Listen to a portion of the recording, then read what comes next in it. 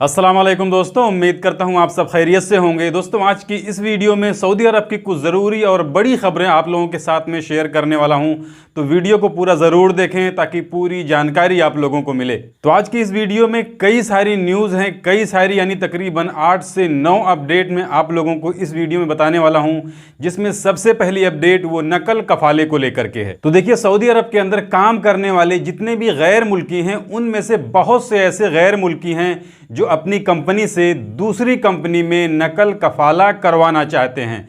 इनमें से बहुत से लोग ऐसे होते हैं जो अपने कफीलों के ज़रिए करवाना चाहते हैं, या बहुत से लोग ऐसे होते हैं जो उनको बिना बताए करवाना चाहते हैं, क्योंकि उनका कफील, उनकी कंपनी उन्हें नकल कफाला देने से इनकार करता है। तो इसी में जवाजात के ट्विटर हैंडल पर किसी ने सवाल किया कि वो छुट्टी पर आए हैं और छुट्टी पर रहते हुए क्या उनका नकल कफाला हो सकता है या नहीं हो सकता है।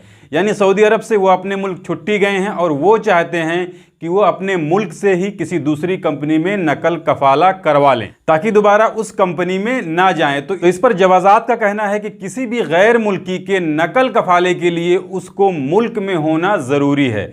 यानी अगर किसी का नकल कफाला करवाना है तो उसे सऊदी अरब के अंदर मौजूद होना ज़रूरी है। मुल्क से बाहर रहकर वो अपना सिर्फ री एंट्री वीज़ा एक्सटेंड करवा सकता है, बढ़वा सकता है, या फिर अपना इकामा बढ़वा सकता है। नकल कफाली के लिए उसे मुल्क में रहना ज़रूरी है। इसके अलावा अगली जानकारी वो मिनिस्ट्री ऑफ कॉमर्स की तरफ से आई है। देखिए, मिनिस्ट्री ऑफ कॉमर्स का कहना है कि सऊदी अरब के अंदर बिकने वाली जितनी भी चीज़ें हैं उसके ऊपर सऊदी का झंडा या किसी अमीर, गवर्नर या किसी अधिकारी का पिक्चर लगाकर, या सऊदी के झंडे में बना हुआ जो खजूर का पेड़ है या उसमें जो बनी हुई तलवार है उसको लगा करके कोई भी सामान बेचा नहीं जा सकता। खास करके सऊदी के झंडे पर जो कलमा लिखा हुआ रहता है, ला इलाहा इल्लल्लाह मुहम्मदुर रसूलुल्लाह, इसको लेकर के इन्होंने सख्ती से ये पाबंदी लगाई है कि किसी भी सामान पर कोई भी तिजारत करने वाला सऊदी का झंडा या उसका लोगो या उसका खजूर का पेड़ या फिर तलवार का निशान, इसके अलावा किसी अमीर का, किसी गवर्नर का, किसी अधिकारी का,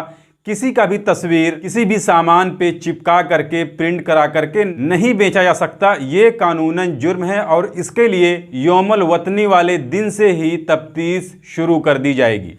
इसके अलावा मैंने आप लोगों को कुछ दिन पहले एक न्यूज़ बताई थी कि सऊदी अरब से 2 लड़कियां भाग गई। यानी सऊदी अरब के अंदर से ही किसी हिरासत खाने से वो 2 लड़कियां भाग गई थी।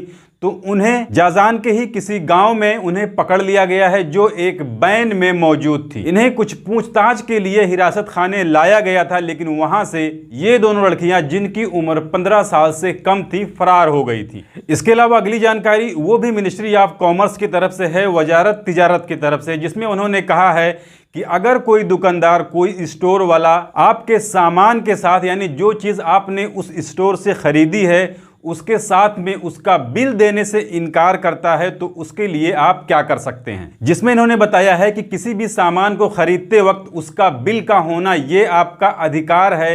ये बिल एक सरकारी दस्तावेज होता है कि आपने किस दुकान से कौन सी चीज़ कब खरीदी थी। तो अगर बिल देने से, इनवॉइस देने से कोई भी दुकानदार मना करता है तो आप मिनिस्ट्री ऑफ कॉमर्स के एप्लीकेशन पर इसके लिए उस दुकान के खिलाफ में कंप्लेन कर सकते हैं। इसके अलावा अगली जानकारी वो सऊदी ज़कात टैक्स एंड कस्टम अथॉरिटी की तरफ से आई है, जिसमें उन्होंने बताया है कि सऊदी अरब के अंदर किसी दूसरे मुल्क से कोई भी जाली सामान लाने पर पाबंदी है। यानी कोई डुप्लीकेट चीज़ आप किसी दूसरे मुल्क से ले करके सऊदी अरब के अंदर दाखिल होना चाहते हैं तो ये गैर कानूनी है। लेकिन सऊदी अरब के अंदर बहुत सी ऐसी चीज़ें बिकती हैं जो एक ब्रांडेड सामान की कॉपी होती हैं। तो ये सामान आखिर सऊदी अरब के अंदर कैसे आता है? इसमें ज़कात टैक्स एंड कस्टम अथॉरिटी की तरफ से कहा गया है कि कोई भी ऐसी चीज़ लाने के लिए आपको कस्टम वालों से क्लियरेंस लेना पड़ेगा, यानी इसकी परमिट लेनी पड़ेगी, आपको बताना पड़ेगा कि हाँ ये चीज़ कॉपी है। ऐसा नहीं है कि बिना बताए आप कोई भी कंसाइनमेंट सऊदी अरब के अंदर लेकर आना चाहें, लेकिन आने के बाद में कस्टम वालों को ये पता चले कि ये सामान कॉपी प्रोडक्ट है, तो इस पर आपके साथ प्रॉब्लम हो सकती है। इसके अलावा अगली जानकारी ऐसा कि सऊदी अरब के अंदर अभी 23 सितंबर को सऊदी नेशनल डे मनाया जाएगा, यानी यौमुल वतनी मनाया जाएगा। तो इसको लेकर के सऊदी हुकूमत की तरफ से कहा गया है कि अगर कोई सऊदी के झंडे की बेहुरमती करता है तो उसके ऊपर 3,000 रियाल का जुर्माना लगाया जाएगा। तो ये सिर्फ नेशनल डे वाले दिन के लिए ही मखसूस नहीं किया गया है। सऊदी का जो परचम है, जो झंडा है, वो कभी भी कोई भी अगर उसके साथ में कोई बेहुरमती वाला काम करता है तो उसके ऊपर 3,000 रियाल का जुर्माना लगाया जाएगा। इसके अलावा अल कसीम पुलिस ने एक सऊदी शहरी को पेड़ काटने के जुर्म में गिरफ्तार किया है। तो जैसा कि सऊदी अरब के अंदर आप कोई भी दरख्त वगैरह नहीं काट सकते हैं और इसके लिए इन्वायरमेंटल डिपार्टमेंट वालों की तरफ से बार बार वार्निंग दी जाती है कि सऊदी अरब के अंदर कोई भी नेचुरल चीजों को नुकसान नहीं पहुंचा सकता। इसके अलावा अगली जानकारी वो मिनिस्ट्री ऑफ इंटीरियर की तरफ से आई है, जो कि गैर मुल्कियों की गिरफ्तारी को लेकर के है। देखिए, सऊदी अरब के अंदर हर हफ्ते तकरीबन 10 से 15-16 हज़ार गैर मुल्की जो कि गैर कानूनी तरीके से सऊदी अरब के अंदर रहते हैं, काम करते हैं, उन्हें पकड़ा जाता है। तो पिछले हफ्ते यानी 8 सितंबर से लेकर के 14 सितंबर तक 16,606 गैर कानूनी गैर मुल्कियों को पकड़ा गया है, जिसमें 9,595 इकामा कानून की खिलाफ वर्जी कर रहे थे और 2,289 लोग वो मेहना यानी लेबर कानून की खिलाफ वर्जी कर रहे थे और 4,422 लोग सरहदी कानून यानी बॉर्डर सिक्योरिटी का उल्लंघन करने के जुर्म में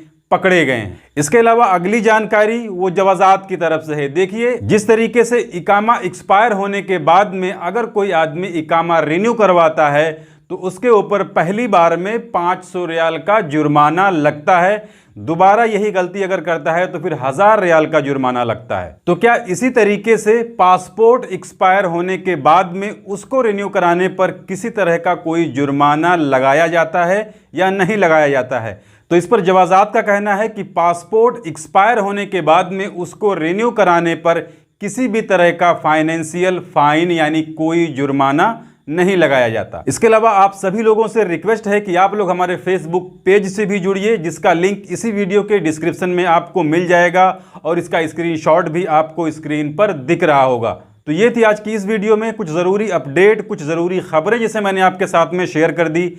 जानकारी अच्छी लगी है तो वीडियो को लाइक कर दीजिए। चैनल को अगर अभी तक आपने सब्सक्राइब नहीं किया है तो चैनल को सब्सक्राइब करके बेल आइकन को प्रेस करके ऑल पे ज़रूर सिलेक्ट कर लीजिए, ताकि हमारी आने वाली और भी दूसरी नई वीडियोस की नोटिफिकेशन आपको मिले। क्योंकि सऊदी अरब के अंदर काम कर रहे गैर मुल्कियों से जुड़ी जितनी भी ज़रूरी खबरें होती हैं वो मैं डेली अपने इस चैनल पर लाते रहता हूँ। तो आज की इस वीडियो में बस इतना ही। मिलते हैं फिर अगली वीडियो में, तब तक के लिए इजाज़त दीजिए। खुदा हाफिज़।